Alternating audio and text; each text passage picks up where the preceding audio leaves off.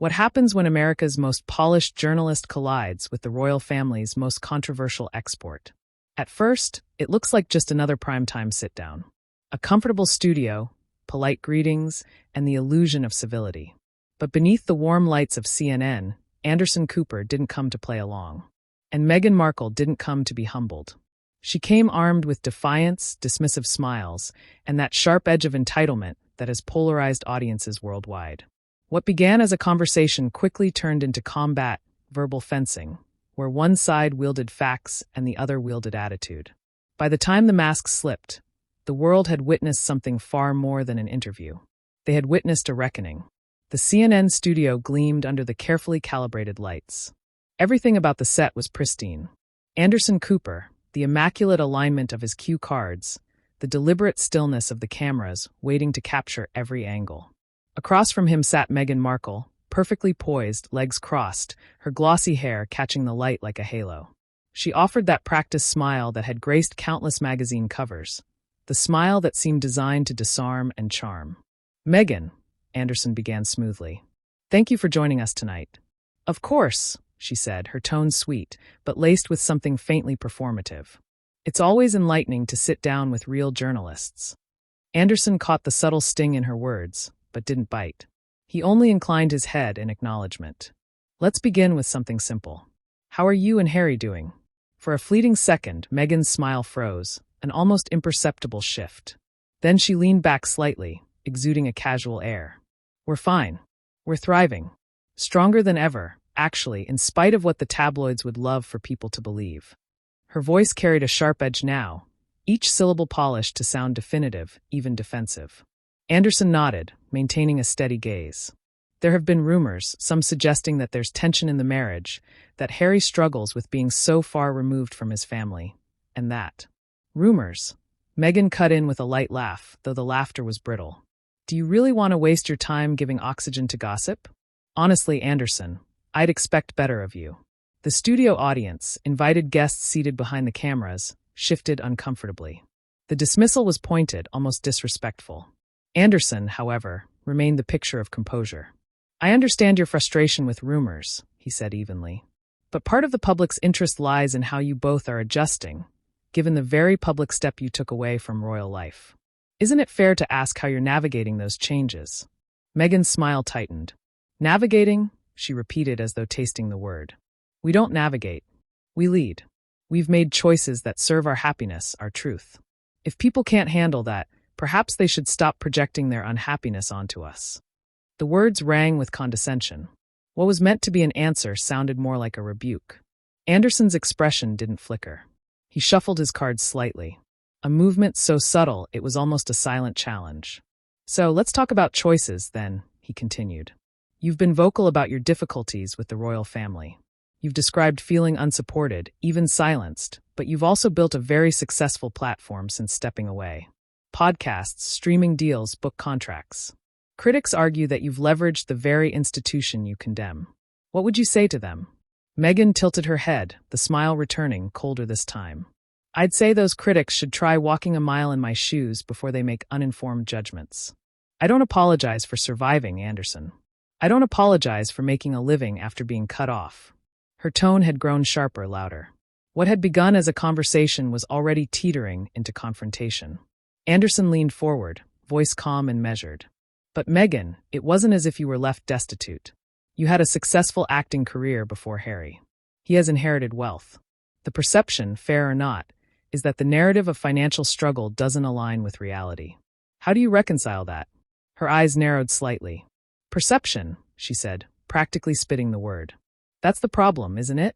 Everyone thinks they're entitled to analyze our lives like characters in a play. They don't know the truth. They don't know what we sacrificed." Anderson let the silence breathe for a moment, letting the audience feel the weight of her indignation, then softly, "What exactly did you sacrifice, Meghan?" The question landed like a stone dropped in still water. For the first time, Meghan hesitated. Her lips parted, but the words came slower now, less rehearsed. "Privacy," she said finally.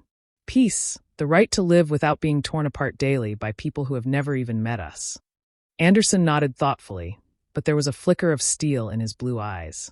Yet here you are sitting in front of millions telling your story on your terms. Does that not contradict the desire for privacy? Meghan bristled. It's not contradiction. It's control. We choose what to share. That's our right. Of course, Anderson agreed smoothly. But that also makes you public figures who can be questioned on the choices you make. You can't ask for privacy and also command a global spotlight without scrutiny. That's the balance journalism demands. The audience hummed with tension. Meghan crossed her legs more tightly, her hands clasping together in her lap. The mask of charm was thinning and something colder was seeping through. Balance? She echoed, her voice dripping disdain. Funny, Anderson. You talk about balance, yet you sit there with the same smug authority as every other man who's ever tried to diminish me. The words hit like a slap in the quiet studio.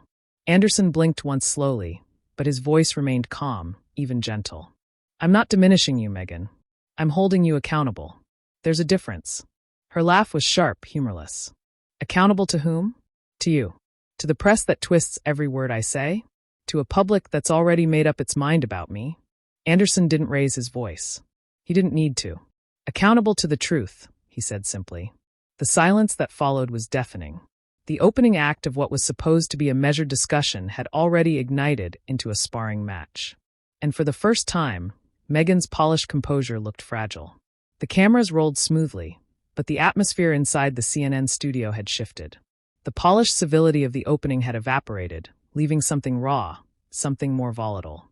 Anderson Cooper sat composed, pen poised between his fingers, while Meghan Markle's posture grew taut, her charm slipping into irritation. Anderson's next card was deliberate. He didn't glance at it. He already knew the question. Meghan, let's talk about Harry. He's spoken often about the toll this has taken on him, the distance from his family, the loss of the military roles he once valued so deeply. How is he adjusting? Meghan's expression froze for a fraction of a second. Then came the practiced smile, though sharper now, like glass under light. Harry is thriving. He's never been happier. Actually, we've built a life that finally reflects our values. So no, Anderson. He's not pining for the past. If that's what you're insinuating. Anderson nodded calmly. I'm not insinuating, Meghan. I'm asking. There are reports. Reports. Meghan cut in, her tone clipped. From which tabloids? The same ones that have stalked us, lied about us, and profited from our suffering. Please, we don't dignify rumors. The audience shifted again, sensing the bite in her words. Anderson, unshaken, continued in that steady, surgical voice. Not just tabloids. There have been whispers from those close to the family suggesting Harry feels isolated, caught between two worlds. Do you acknowledge that's a possibility? Meghan's eyes narrowed. Do you acknowledge that maybe Harry makes his own choices?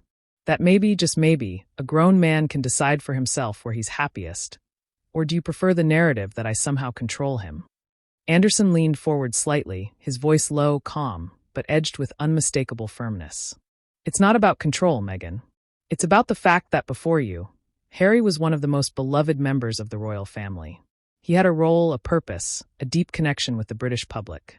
Since stepping away, much of that has eroded. So it's a fair question. Has your marriage cost him more than it's given him?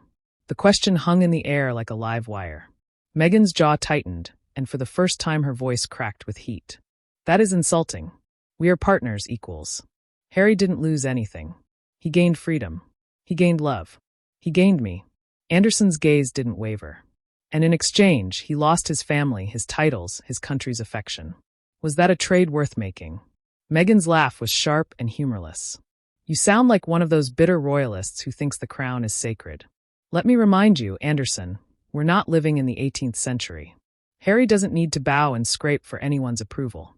There was an audible murmur from the studio audience, her words, dripping with disdain, landed like a hammer blow. Anderson inhaled slowly, maintaining his poise. Let's pivot then. Before Harry, you had a successful acting career. Many people knew you from Suits. Do you ever regret leaving that behind? Walking away from a professional identity of your own? Meghan tilted her head, smirking faintly. Regret? Hardly. I outgrew it. Playing dress-up on a TV set is nothing compared to the impact I've made on a global stage. I didn't trade down, Anderson, I traded up. The arrogance in her tone was unmistakable. Anderson's brows rose slightly, but his voice remained even. Some might argue you traded independence for notoriety. That you went from being Meghan Markle, actress, to Meghan Markle, Duchess of Sussex, defined primarily by your husband's name. Meghan's composure cracked again. That's sexist and reductive. I am more than my husband's wife. Of course, Anderson said smoothly. But without Harry, would you be sitting here on this stage in front of millions? Would Netflix and Spotify have offered those contracts? Would publishing houses have chased your story? Meghan's lips tightened into a thin line. Her voice, when it came, was colder. You clearly don't understand who I am. I've always had influence. I've always had presence. The world just wasn't ready to acknowledge it until I forced them to.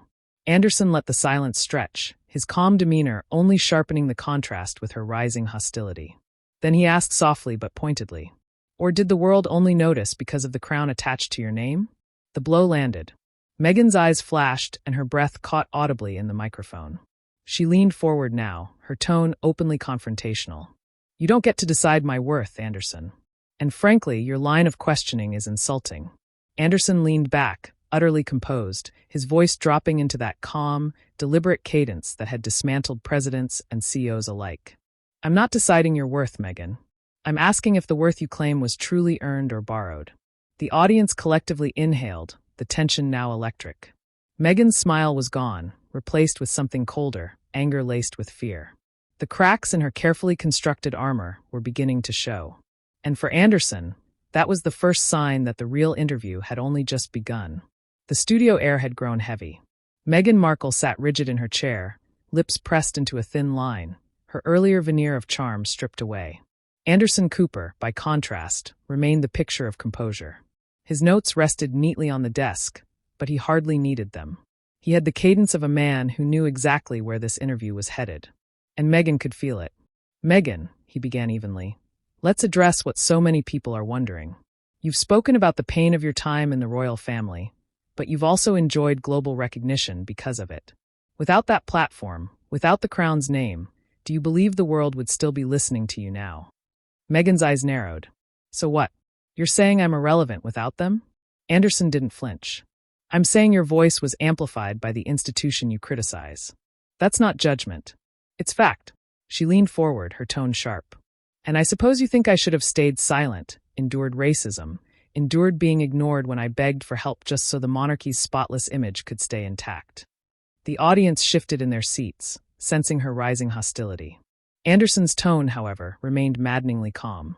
I think there's a difference between speaking truth to power and building a brand around grievance. Many people respected your initial courage, but now some feel the story has become selectively crafted. Meghan let out a bitter laugh. Selective? That's rich. Anderson, you sit there in your expensive suit behind your desk with your privilege and tell me how to tell my story. Anderson's eyes never wavered. Privilege is being born into a monarchy with palaces, staff, and global adoration. And yet, the British public, who once welcomed you with open arms, now seems divided at best. Why do you think that is? Her jaw tightened. Because the British media poisoned them against me. It's that simple. Anderson leaned in slightly, voice firm but calm. Is it that simple? Or did the public's affection cool after decisions you made? Walking away from duties, criticizing the Queen's institution while still using its titles? Moving to America? Signing lucrative media deals? Meghan's eyes flashed. We had to move. We had to protect ourselves. From what? Anderson asked softly. From scrutiny? From responsibilities you agreed to when you married into that family. The words cut like glass. Meghan's carefully maintained control faltered, her voice rising. Responsibilities. You mean servitude. You mean smiling and waving while being treated like a burden. That's not a life, Anderson. That's a prison. Anderson let the silence stretch, then asked the question everyone in the room had been waiting for. Did Queen Elizabeth personally mistreat you? Meghan hesitated. A flash of calculation flickered across her face. Then came the dismissive smile. I have nothing but respect for the late Queen, she said, the words clipped, rehearsed. But the system she embodied, it was archaic. It was suffocating. Anderson's voice sharpened ever so slightly. So it wasn't her personally. It was the system, the monarchy. Exactly, Meghan said quickly, as if relieved to anchor herself in safer territory. Anderson nodded. And yet, it's the monarchy that gave you the platform, the attention, the influence. Without it, you were a supporting actress on a cable show. With it, you became a global figure. Does that not complicate your narrative? Her composure snapped. I don't need a crown to matter, Anderson. I never did. The monarchy needed me more than I needed them. I was the fresh air, the diversity, the modernity they couldn't produce on their own. Gasps rippled through the audience. The arrogance in her tone was undeniable. Anderson's lips pressed into a thin, measured line. That may be how you see it, but from the outside it looks different. The monarchy has existed for centuries. You were there for less than 2 years before walking away. Do you truly believe you changed it, or did it change you? Her laugh was sharp, defensive. I opened eyes. I exposed truths. That's more than most could have done. Anderson leaned back in his chair, gaze steady. Or perhaps you burned bridges and called it revolution. The silence that followed was crushing. Meghan's chest rose and fell quickly, her anger barely concealed. The audience sat frozen, caught in the tension. Anderson shuffled his notes, but didn't look down at them. Let's move to your decision to settle in America.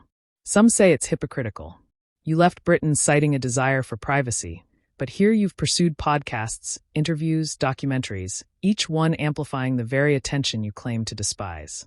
How do you reconcile that? Meghan's voice dripped disdain. It's called survival, Anderson. We were cut off. We had to provide for ourselves. Unlike the institution, nobody pays our bills anymore. Anderson's eyebrow lifted slightly, his voice still maddeningly polite. Except, of course, the streaming giants who paid tens of millions for your story. That doesn't exactly scream hardship. Meghan's cheeks flushed red. How dare you reduce everything we've endured to money? You think it's about wealth? It's about security, dignity, protecting our children. Anderson's reply was surgical. Protecting your children or protecting your brand? The blow landed hard. Meghan froze, lips parting, but no words coming. For the first time, she looked genuinely rattled. Anderson let the silence hang before speaking again, softly but decisively.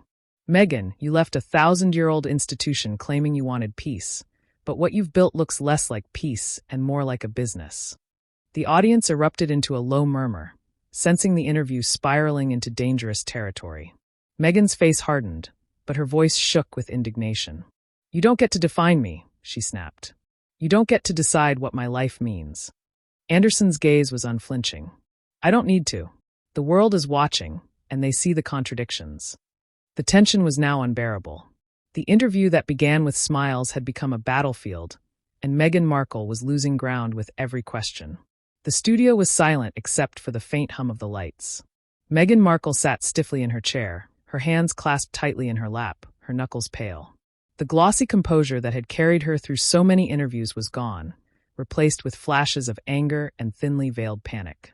Anderson Cooper, still calm and deliberate, leaned forward as though he were dissecting a case in open court. Meghan, he began, voice measured, you've spoken about being silenced, about suffering, about leaving an institution that failed you. But let's be honest with each other, and with the viewers at home. Would we be sitting here right now if you hadn't married Prince Harry? The question hit like a thunderclap. The audience collectively inhaled. Meghan's eyes flashed, but she forced a smirk. So now you're saying I'm nothing without him. How very predictable. Anderson's gaze didn't waver. I'm saying that your entire public identity, your global influence, your Netflix deals, your book contracts, all stem from one fact. You married into the most famous family in the world. And since leaving that family, you've built a career criticizing it while still trading on its name. Isn't that true? Meghan's voice rose, sharp and defensive. That's an incredibly sexist thing to say. I had a career before Harry. I was successful before Harry. I mattered before Harry. Anderson's reply was a scalpel delivered with devastating calm. Yes, Meghan. You were an actress on a mid-tier cable show. Talented, perhaps, but not globally known. You became a household name the moment you put on that tiara and walked into Windsor. That's not sexism. That's reality. Her mouth opened, but no words came. The silence betrayed her. Anderson pressed on, his tone never rising, each word more cutting than the last. You've made millions from interviews, documentaries, podcasts, all on the back of a name you claim to despise. You say you were silenced, yet no one has spoken more than you. You say you wanted privacy, yet you've lived in the spotlight by choice. You say you were powerless, yet you've leveraged enormous power in shaping the narrative. Meghan, do you see the contradiction? Her composure cracked fully. You don't understand what I've been through, she snapped, her voice trembling now. You don't understand the pain, the isolation, the fear. You sit there judging me like you know my life, but you don't. Anderson leaned back, his face grave. I understand what you've told us, and what I see is a woman who wants all the benefits of royalty with none of the responsibilities. A woman who says she's independent, but whose platform collapses without Harry's name. Strip away the crown, the titles, the connections, and what's left? Meghan's lip quivered. She tried to steady herself, but her voice broke. I am more than his wife. I am more than a duchess. She faltered, her eyes glistening. I am. Her words dissolved into silence. And then, to the shock of everyone in the room, Meghan's eyes filled with tears. She turned her face away, blinking rapidly, her carefully composed persona shattering under the weight of the questions. The audience sat frozen, unsure whether to pity her or applaud Anderson. Anderson's voice, still firm but tinged with finality, cut through the tension. Meghan, this isn't cruelty. This is accountability. You've made accusations against powerful people who cannot defend themselves publicly. You've profited from those accusations. And when asked for specifics, for facts, for evidence, you fall back on emotion. That may win sympathy, but it doesn't answer the questions. Meghan shook her head, tears rolling now. You don't know what it's like. None of you know. Anderson exhaled slowly, then turned his eyes toward the camera. His closing words carried the gravity of a verdict. Ladies and gentlemen, you've just seen what happens when public narratives meet hard questions. Meghan Markle came here tonight to tell her version of the story. But journalism is not about versions. It's about truth. And sometimes the truth is uncomfortable. The camera slowly zoomed in on his face as he delivered the final blow. Titles and fame can amplify a voice, but they cannot replace substance. And without Harry's name, Meghan Markle would not be sitting here tonight. The words landed like a gavel. Meghan's head dropped, shoulders trembling, as Anderson placed his pen neatly on the desk. This interview, he said quietly, is over. The screen cut to black, leaving millions of viewers stunned. Some felt sympathy, others vindication, but all knew they had just witnessed one of the most explosive interviews in CNN history.